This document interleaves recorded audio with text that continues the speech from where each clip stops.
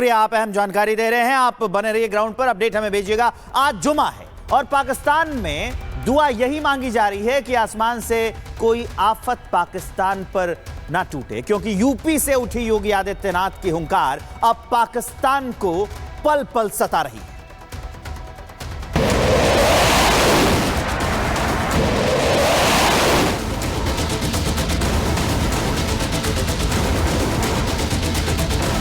हर व्यक्ति को चुन चुन कर जवाब भी मिलेगा, जवाब भी लिया जाएगा। आतंकियों की बची खुची जमीन को भी मिट्टी में मिलाने का समय आ गया है। नया भारत किसी को छेड़ता नहीं, लेकिन अगर किसी ने छेड़ा है तो अब उसको छोड़ेगा भी नहीं। आज का दिन इतिहास में दर्ज होगा।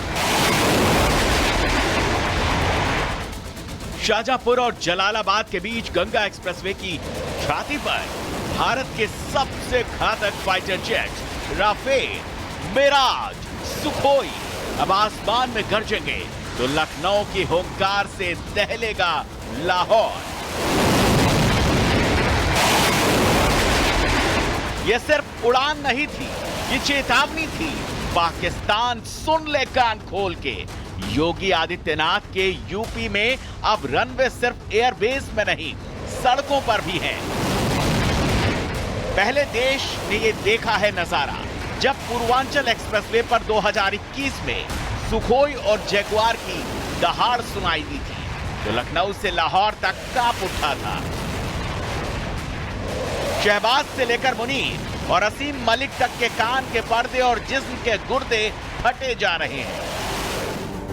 योगी आदित्यनाथ ने पहले एक एक पाकिस्तानी को पाकिस्तान वापस भेजकर लाउड और क्लियर संदेश दे दिया। एक्शन का ये अभी पहला स्टेप है। अभी तो ये केवल अंगड़ाई है।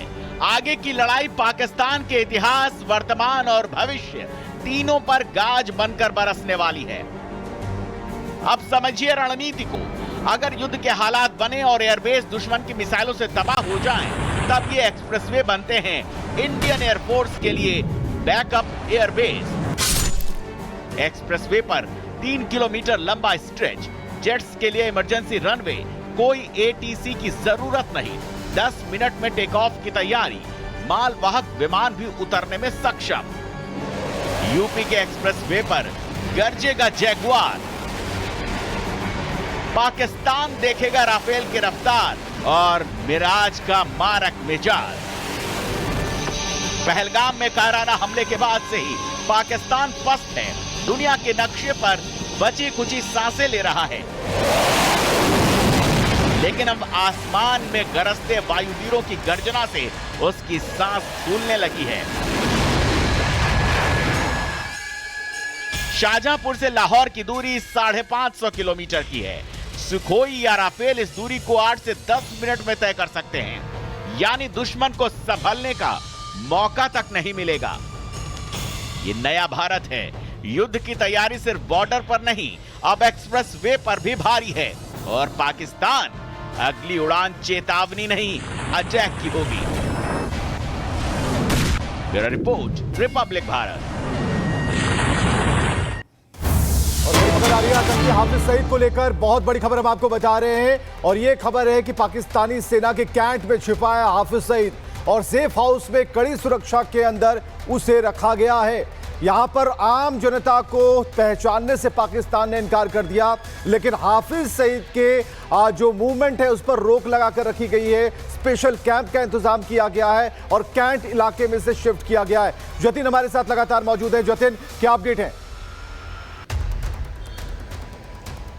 बिल्कुल, देखिए लगातार हम इस पूरे पहलगाम आतंकी हमले को एक कॉन्स्पिरेसी से जोड़कर देख रहे हैं और अब वो सबूत भी सामने आने लगे हैं। ये भी उसी ओर इशारा कर रहा है कि 4 महीने पहले कैसे हाफिज सईद की जो लोकेशन है उसको बदल दिया जाता है। लाहौर से उसे सीधा पाकिस्तान का जो कैंट एरिया है वहां पर बना हुआ सेफ हाउस में शिफ्ट कर दिया जाता है। ये भी जानकारी मिल रही है कि 3 बुलेट प्रूफ गाड़ियों में हाफिज सईद चलता है। हालांकि जिस तरीके से भारत का रुख अभी बहुत कड़ा है, बॉर्डर्स पे तमाम आप एक्टिविटी देख रहे हैं, जिसको देखते हुए हाफिज सईद की मूवमेंट को पूरे तरीके से रोक दिया गया है।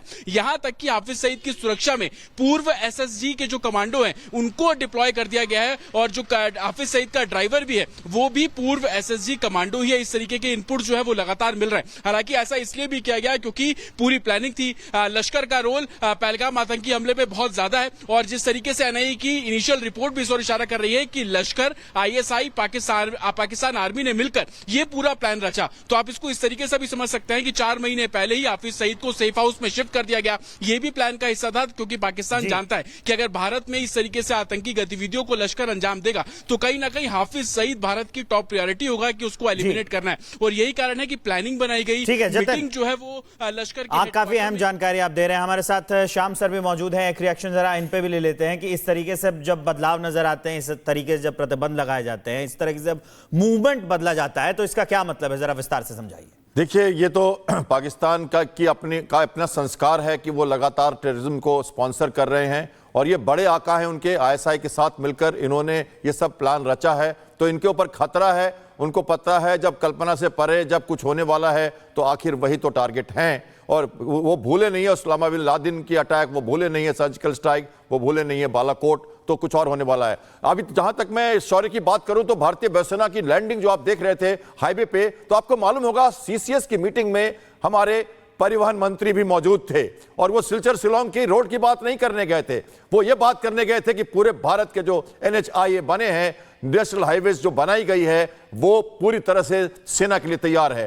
इमरजेंसी लैंडिंग हो और इसके साथ साथ प्रीएम्प्टिव स्ट्राइक हो, सरप्राइज देना हो और ऑर्बिट बढ़ाना हो, रेंज बढ़ाना हो, तो यहां से हम अपनी तैयारी करते हैं। हमारे जेवर एयरपोर्ट के पास जब यमुना एक्सप्रेस बना था तो तब भी हमने कमाल करके दिखाया था। फॉरेन ऑब्जेक्ट डैमेज का एक बहुत बड़ा खतरा रहता है फाइटर एयरक्राफ्ट को, एक छोटा सा तिनका भी अगर उनके आसपास से गुजर गया, इंजन में चला गया तो बहुत बड़ा खतरा होगा। पर हमारे वायुसेना के जो पायलट हैं वो बहुत ही शौर्य के साथ इसको करते हैं। मुझे भी नॉस्टैल्जिक फील होता है जब मैंने ये लैंडिंग्स अपनी हेलीकॉप्टर्स या दूसरे जहाजों में की। हमारी वायुसेना के साथ साथ हेलीकॉप्टर में पहलगांव के पास भी हाईवे पे आपने देखा होगा हेलीपैड, और आपने प्रधानमंत्री को भी सुना विलियम पोर्ट का एक नया स्ट्रेटेजिक पोर्ट बनाया गया है पब्लिक पार्टनरशिप के साथ, जो कि बहुत डीप वाटर पोर्ट है और हमने इसे सोचा था कि हम यूरोप तक इसी के थ्रू जाना चाहते थे, तब बीच में ये इजराइल का